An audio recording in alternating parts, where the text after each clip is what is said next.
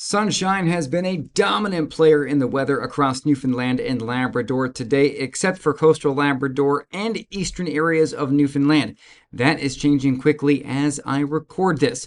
We'll get to that after I thank CU Financial Management, which is tonight's forecast sponsor. Visit cufm.ca today for expert financial advice. A closer view of eastern Newfoundland shows that cloud cover decreasing, and by 4 p.m. or after, many of us are going to be seeing straight sunshine, which is hard to believe after the cloudy and kind of even drizzly day we had at times today. It's also going to turn into a cooler night out there, many of us falling into the single digits. In fact, in central, it might get even colder than that, and because of that, a frost advisory is in effect for Grand Falls, Windsor, and vicinity. Now, this is as of 3 p.m. This may get expanded after I've recorded this by Environment and Climate Change Canada, so be sure to consult the Sheer Weather app for that. Lows in this area, +1 to +5. If we are going to see that frost, it's likely going to be between about 4 a.m. and just after sunrise. Now, the computer here, which makes the icicles, isn't exactly gung-ho on the frost. That being said, it certainly is possible, especially in low-lying areas, so certainly keep that in mind if you have plants and flowers that are late in the season but still sensitive to the cold weather. One of the things you can do is water the soil. That helps keeps the soil warm, keeps the frost away, and you can also cover them up or bring them in if they're portable. I know, easier said than done.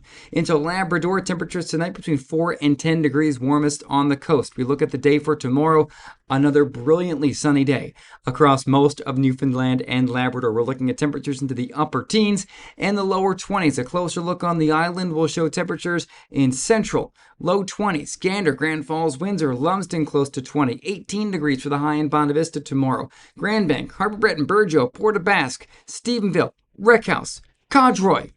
Not all on the map, but all going to be close to 20 for eastern areas. 19 degrees for St. John's tomorrow. If we can manage 20, would be our 82nd day this year with a high of at least 20 degrees. Friday looks similar temperature-wise, but will not be similar weather-wise, and here's why. We are going to watch an area of low pressure swirling its way through parts of Quebec. It's not going to move, but the front to its south will, and that front is going to bring some rain to much of Labrador on Friday and heavy rain to various areas of the island on Friday, beginning first in the west in the morning and then working east as we go throughout the day. So it looks like by 6 p.m. Friday, we're looking at heavy rain for the Burin Peninsula, Fortune Bay, Canagra, up through Gander, Grand Falls, Windsor area, the Northern Peninsula, and southeastern Labrador. Some snow showing up in eastern Quebec. It is that time of year.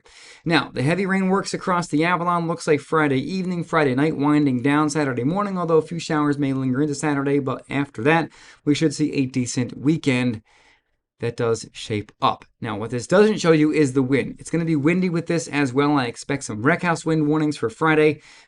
Certainly in the morning. That should end at some point later in the day as the wind direction changes.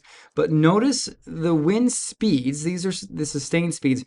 They're not that impressive, but the gusts, 80, 90, 100 kilometers per hour, are certainly going to be possible. Now, for eastern areas, we are going to see our winds gusting to 60 or 80, and it looks like that's going to happen between roughly 6 p.m. and 10 or 11 p.m. Friday evening. That may change as we get a bit closer, but keep in mind, many of us are going to see a period of high winds from later Friday into Friday night and potentially a little beyond that.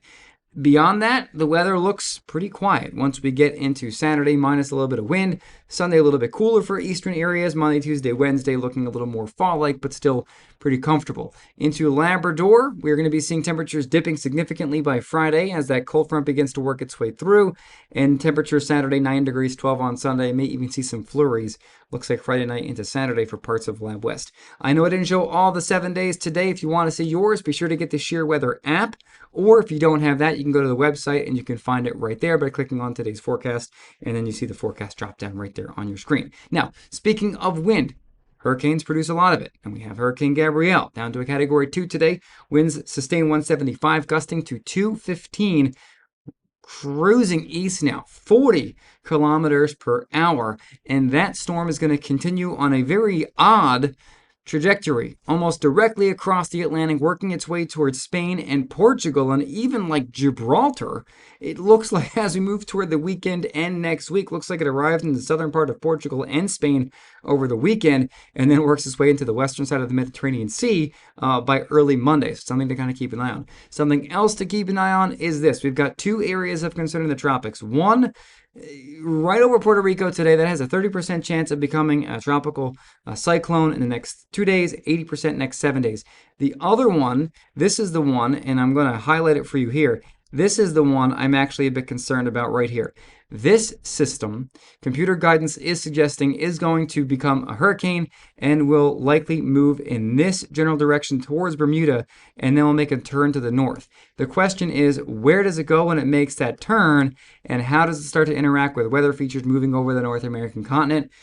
I will commence updates on that once needed, but right now it's just something to kind of keep an eye on for the time being. If you want all my latest updates, be sure to get the Share Weather app. I'm going to hope to get these videos in the app in the coming weeks, so certainly stay tuned for that.